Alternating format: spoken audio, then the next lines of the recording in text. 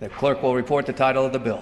H.R. 4587, a bill to impose targeted sanctions on individuals responsible for carrying out or ordering human rights abuses against the citizens of Venezuela and for other purposes. Pursuant to the rule, the gentlewoman from Florida, Ms. Ross Layton, and the gentleman from Texas, Mr. Castro, each will control 20 minutes. The chair recognizes the gentlewoman from Florida. Thank you, Mr. Speaker. I ask unanimous consent that all members may have 5 legislative days to revise and extend their remarks and to include extraneous material on this bill. Without objection. Mr. Speaker, I ask unanimous consent to place into the record letters between the chairman of the committees of referral on this bill. Without objection. Thank you, Mr. Speaker. I yield myself such time as I may consume. The woman is recognized. Thank you. Mr. Speaker, I rise today in support of H.R. 4587, the Venezuelan Human Rights and Democracy Protection Act. This bill has received bipartisan support from many of my colleagues in the House and was passed more than 2 weeks ago by our Foreign Affairs Committee. I would like to thank Chairman Royce, Ranking Member Engel, Subcommittee Chairman Salmon, and Ranking Member Sears for working with my office to craft the legislation that is before us this afternoon. Mr. Speaker, we are here today to condemn the ongoing human rights abuses being committed in Venezuela and to answer the cries of the people of Venezuela. On February 12, 2014, also known in Venezuela as National Youth Day, students began protesting in several cities against Venezuelan leader Nicolás Maduro's inability to stem violent crime, his undemocratic actions, and a rapidly deteriorating economy marked by high inflation and shortages of consumer goods. Since then, these students and the Venezuelan people as a whole have been met with intimidation, with violence, with imprisonment, simply for calling for the respect of human rights and democratic change. One example is the case of Leopoldo López, a pro-democracy leader who continues to be imprisoned at a military facility on trumped-up charges by Maduro in an effort by Maduro to silence his many critics. The case of Maria Corina Machado is another example. This courageous woman, a member of the Venezuelan National Assembly until just recently, has stood up for the people of Venezuela and for drawing attention to the abuses being committed by the autocrat. She was stripped of her legislative seat. Since the protests began, Mr. Speaker, there have been 42 people killed, nearly 60 reported cases of torture, more than 2,000 people unjustly detained, and hundreds more injured. And throughout this crisis, the so-called dialogue discussions with Maduro and UNASUR has provided no results, no actions, no concessions, and the innocent are still being imprisoned. And just 2 weeks ago, Mr. Speaker, 250 teenage protesters, ones who had camped out in the public square to protest, were rounded up and thrown in jail.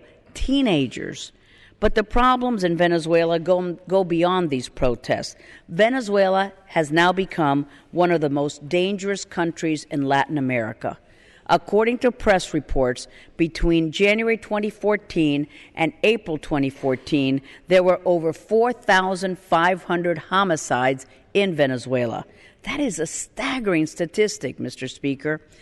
This call for freedom and democracy in Venezuela did not just start in February, and it's a shame that it has taken the events of these past few months for us to get active about the plight of the Venezuelan people.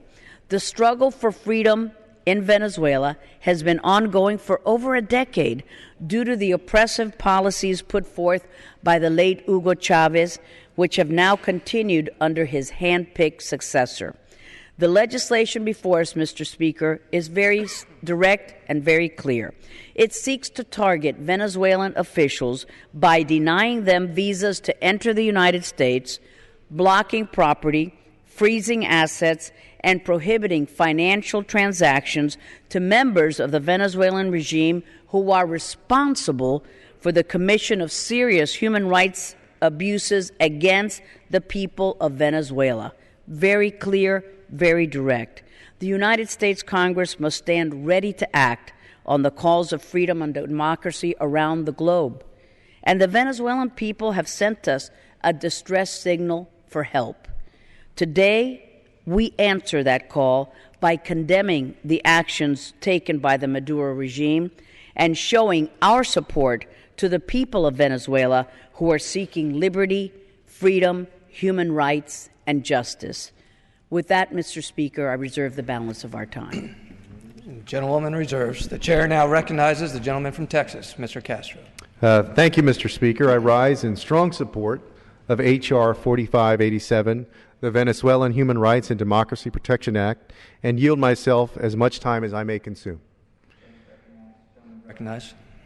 I would first like to thank Congresswoman Ross-Lehtinen for authoring this legislation and for her dedication to these important issues. The eyes of this Congress and the international community are on Venezuela and President Nicolas Maduro and his security forces as they crack down on peaceful protesters. It's an absolute tragedy that 42 people have been killed in protests throughout the country. I'm also troubled that opposition leader Leopoldo Lopez remains in jail on charges while many others have been unjustly detained by the Maduro government. I'm grateful for President Obama and Secretary Kerry's strong statements condemning the government's reprehensible actions. Let me say that all of us in Congress want nothing more than a peaceful resolution to this conflict. It was disappointing when negotiation between the Maduro government and the opposition broke down, and I hope that these talks can be revived. In March, the House of Representatives passed a resolution which encouraged a process of dialogue between the government of Venezuela and the political opposition to end the violence. I continue to believe that the dialogue is the best way out of this crisis. In the meantime, the legislation that we are considering today makes it clear that the United States will not turn a blind eye to human rights violations. This bill has been crafted to impose targeted sanctions on human rights violators in Venezuela, while not harming average Venezuelans who are already suffering as a result of terrible economic mismanagement by their country's leaders. While the Venezuelan government might try to say otherwise, let us be clear. There is not a single provision in this bill that would negatively affect the average Venezuelan. This bill does not touch the Venezuelan oil sector or other parts of the country's economy. Instead, the Venezuelan Human Rights and Democracy Protection Bill revokes visas and freezes assets of human rights violators. Finally, it's important to note that this bill gives President Obama a great deal of flexibility to respond to events on the ground in Venezuela. Each and every sanction in this bill can be waived by the President at any time. I would also point out, Mr. Speaker, that it's important, as I mentioned when this came up in committee, as the gentlewoman will remember, it's important that the United States send a strong signal in Latin America. Although we understand that each of the Latin American countries is distinct and different and all have different histories, we witnessed in the 1960s to the 1980s many thousands of students who disappeared, who were removed by their governments from their homes because of the protests that were going on in those countries at the time. And we want to make sure that that never happens again. And this bill is important in ensuring that the Venezuelan government understands that the United States is watching and that we'll make sure that something like that doesn't happen again. With that, Mr. Speaker, I reserve the balance of my time. The gentleman reserves. The gentlelady from Florida is recognized. Thank you, Mr. Speaker. At this time, I'd like to yield 2 minutes to the gentleman from New Jersey, Mr. Smith, Chairman of the Foreign Affairs Subcommittee on Africa, Global Health, Global Human Rights, and International Organizations. And gentleman from New Jersey, thank my good friend for minutes. yielding. Mr. Speaker, I rise in strong support of the Venezuela Human Rights and Democracy Protection Act, and to thank my distinguished colleague, Chairwoman Ileana Ross-Lehtinen, for her bold leadership in calling attention to the deplorable human rights situation in Venezuela, and for creating this meaningful diplomatic tool to assist the Venezuelan people in resisting tyranny, first the tyranny imposed by Hugo Chavez, and now that of his understudy in oppression, Nicolas Maduro. At its core, this important initiative authorizes targeted sanctions to those who are responsible for violence and abuse, namely members of the Maduro regime. The regime's silencing of democracy advocates such as Leopoldo Lopez is a violation of fundamental human rights and is an example of what makes this piece of legislation so fitting and so necessary. I also support the bill's redirection of funds towards supporting civil society groups in Venezuela involved in promoting respect for democracy and fundamental freedoms, most importantly, respect for the right to life, expression, and the right of religious liberty. Indeed, I want to underscore the Church's role as a voice independent of the state of Venezuela and how it has been unafraid to speak up on behalf of the oppressed and those protesting injustice. The Maduro regime has sought to silence the Church, which remains a force independent of the government and a witness to the truth. The House of Representatives honors and deeply respects the key role that the Church and faith-based civil society groups are playing in the fight for democracy and human rights in Venezuela. As we all hope to see a free and democratic Venezuela, I strongly urge my colleagues to support the Ross-Leighton legislation, H.R. 4587, and yield back.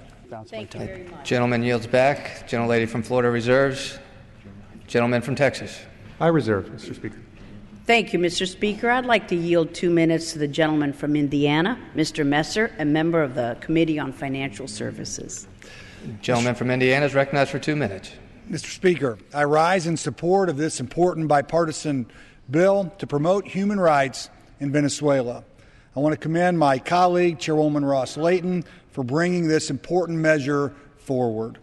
It makes clear that as a nation, we do not condone recent human rights abuses against Venezuelans as they fight for democratic change.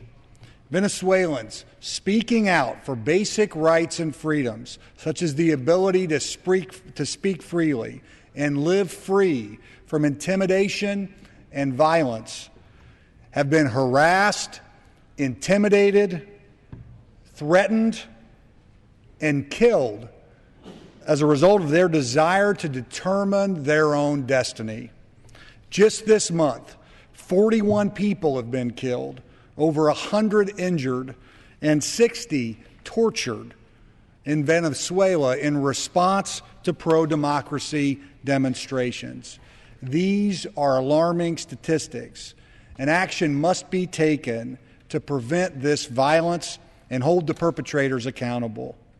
This legislation does that by placing sanctions on those in President Maduro's government who are responsible for this violence against those exercising their legitimate rights. I urge all of my colleagues to support this important bipartisan measure, and I yield back the balance of my time. Thank you. Gentleman yields back. I will reserve. Thank you. Gentlelady reserves. Gentleman from Texas. Mr. Speaker, I yield 3 minutes to the gentleman from New York, my colleague, Mr. Meeks of the Foreign Affairs Committee. Gentleman from New York is recognized for 3 minutes.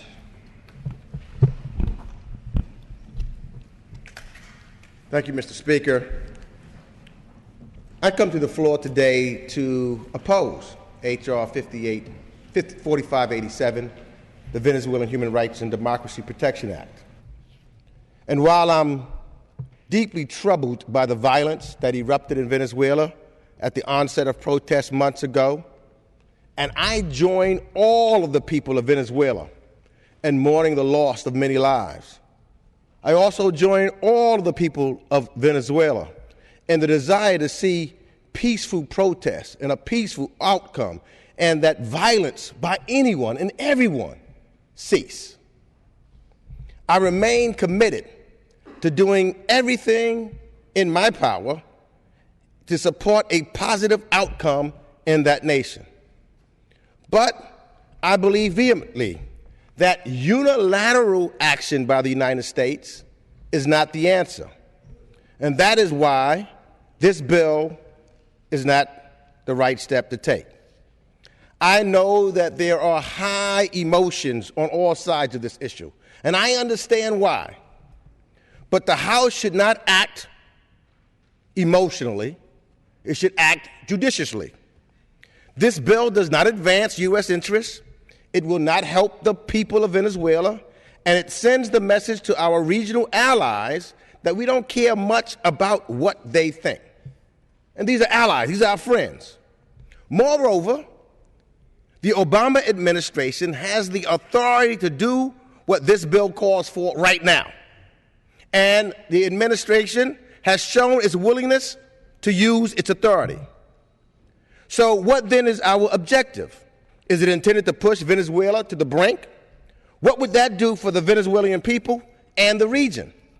Now, I've spoken to all of our major allies in the region, and I've yet to hear any support by them for sanctions. But there is strong support for multilateral engagement. Our allies do not want to see the situation in Venezuela worsen. The unilateral sanctions bill we are considering today is misguided in that it is an unfortunate reminder of the history of U.S. arrogance in the Western Hemisphere. We have a legacy in the Americas that is riddled with long-lasting consequences. That legacy has left us with a trust deficit. Today, we are considering a bill that does nothing to build that trust. Our standing in our own hemisphere will never improve unless or until we build that trust. While we pursue these sanctions, our allies are actively supporting dialogue. Members of this very body have made it a point to denounce and even condemn some regional organizations. Yet one of those organizations, along with the Vatican, has managed to be the facilitator of engagement between some in the opposition and some in the government of Venezuela. UNISOR, in its mediation efforts, continues to urge dialogue between all parties, and it is my sincere hope that dialogue can be successful, but at moments like this, I wonder if we prefer, thank you, just need 30 seconds. 1 minute. It is my sincere hope that dialogue can be successful, but in moments like this, I hope that we understand that unilateral sanctions would be another policy mistake, a costly mistake that we can and should avoid. And I yield back the balance of my time. The gentleman yields back. Gentleman from Texas reserves. Gentlelady from Florida. Thank you, Mr. Speaker. I yield myself such time as I may consume. Gentlelady is recognized. Mr. Speaker, we're gathered here because we believe we must speak for those who cannot speak freely, because our Venezuelan brothers and sisters are engaged in a critical battle for freedom and democracy against a brutal enemy. And we're gathered here because even as we enjoy the freedoms to assemble and express our beliefs, we want our brothers and sisters in Venezuela to enjoy this and other basic liberties. Millions of people throughout the country have expressed themselves in the past 3 weeks in support of democratic change, but the Maduro regime has responded with tear gas, with rubber bullets, and even live ammunition, killing at least 42 and injuring hundreds and unjustly detaining countless others. We must act because democracy and human rights aren't issues for Venezuelans only. They matter to all of us who seek to advance human dignity, rule of law, justice, and freedom. Tyrants like Maduro fear a small group of committed citizens because they know that they are the only force that has changed history, and we don't have to go far in history to see that even one person can make a difference. With that, Mr. Speaker, we're going to reserve the right to close if Mr. Castro is prepared to yield back. Mr. Speaker, I am, and I just wanted to say, again, thank you to the Congresswoman, to the Chairman of the committee, Chairman Royce, and Ranking Member Engel. Of course, I'm here, as many others are, to support the bill. There was a counter-argument that Mr. Meeks so eloquently stated. I'm glad he had a chance to voice it, but I do hope that the Congress today will get behind this bill. Thank you, Chairwoman, and with no other speakers, I will yield back my time. The gentleman yields back the balance of his time. The gentlelady from Florida. Thank you, Mr. Speaker. I yield myself such time, and I'll introduce our closing speaker. I never thought that I would utter these words, but it was a pleasure to work with Mr. Castro. In closing for our side, Mr. Speaker, I yield the balance of my time to the gentleman from Florida, my legislative brother, Mr. Diaz-Balart, a member of the Committee on Appropriations and a champion of freedom, democracy, and human rights in the Western Hemisphere and around the world. Mr. Diaz-Balart to close. The gentleman from Florida is recognized. Mr. Speaker, thank you, sir, very much. I also rise in support of this important resolution, the Venezuelan Human Rights and Democracy Protection Act. And I first, Mr. Speaker, want to start by thanking my dear friend, a tireless champion for human rights and democracy around the world. You know, she has thanked, and rightfully so, a number of people who have helped with this important legislation. But we would not be dealing with this issue on the floor if it wasn't for the tireless effort, the constant tireless struggle and fight and solidarity and efforts of my dear friend, my sister, Congresswoman Ileana Ros-Lehtinen. Those people around the world who are struggling in gulags and struggling for their freedom know that they have in Ileana Ros-Lehtinen a true champion. And once again, we see that leadership here today.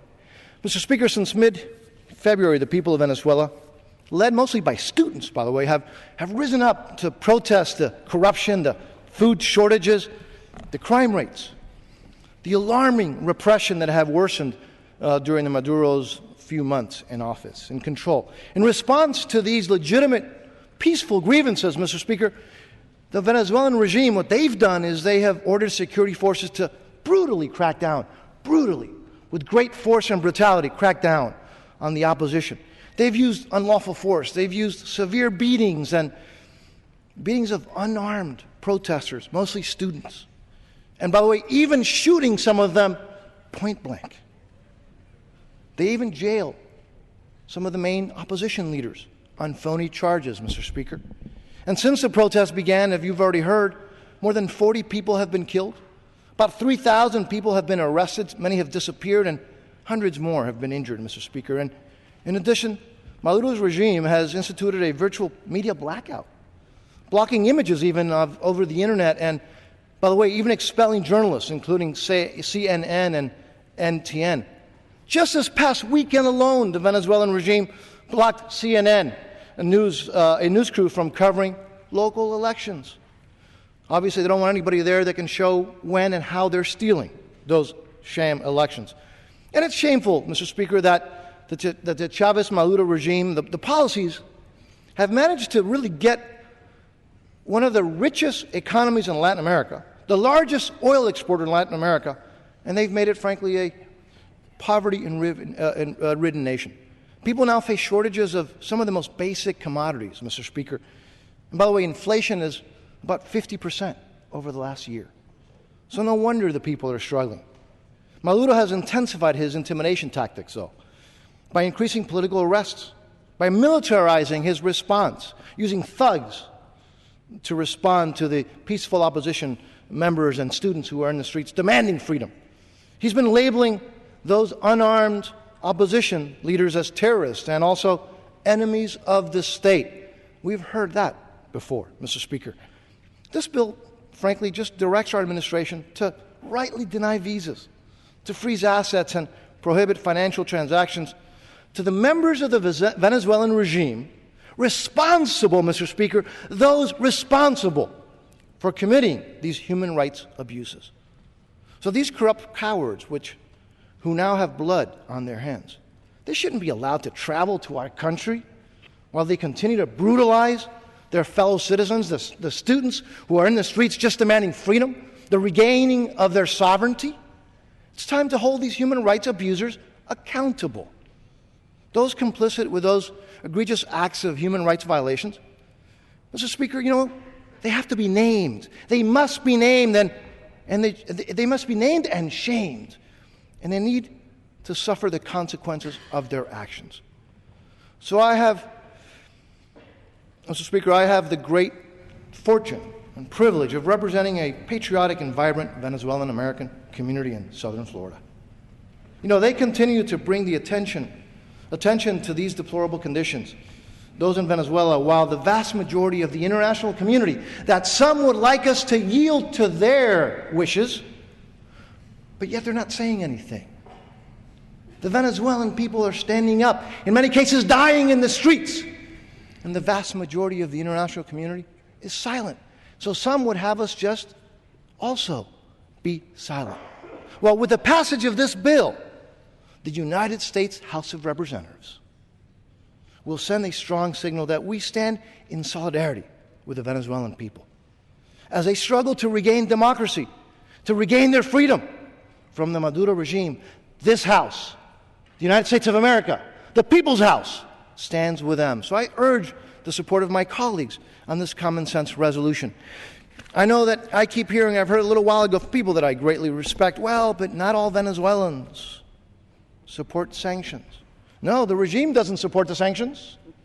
But this House, led by this leader, right here sitting next to me, was instrumental in strengthening sanctions against Iran when a lot of the international community was against it. And frankly, when the administration, our own administration, was lukewarm at best. But this House stood firm. This House stands for freedom and democracy. And today, once again, this House can stand proudly, side by side, with those who are giving their all in the streets of Venezuela to regain their freedom, their sovereignty, and their dignity. With that, Mr. Speaker, I urge the support of this important legislation, and I yield back the remaining part of our time. Thank you, Mr. Speaker. The gentleman from Florida yields back. The question is, will the House suspend the rules and pass the bill H.R. 4587 as amended? Those in favor say aye. Aye. Those opposed, no. In the opinion of the chair, 2/3 being in the affirmative, the rules are suspended. The bill is passed, and without objection, the motion to reconsider is laid on the table.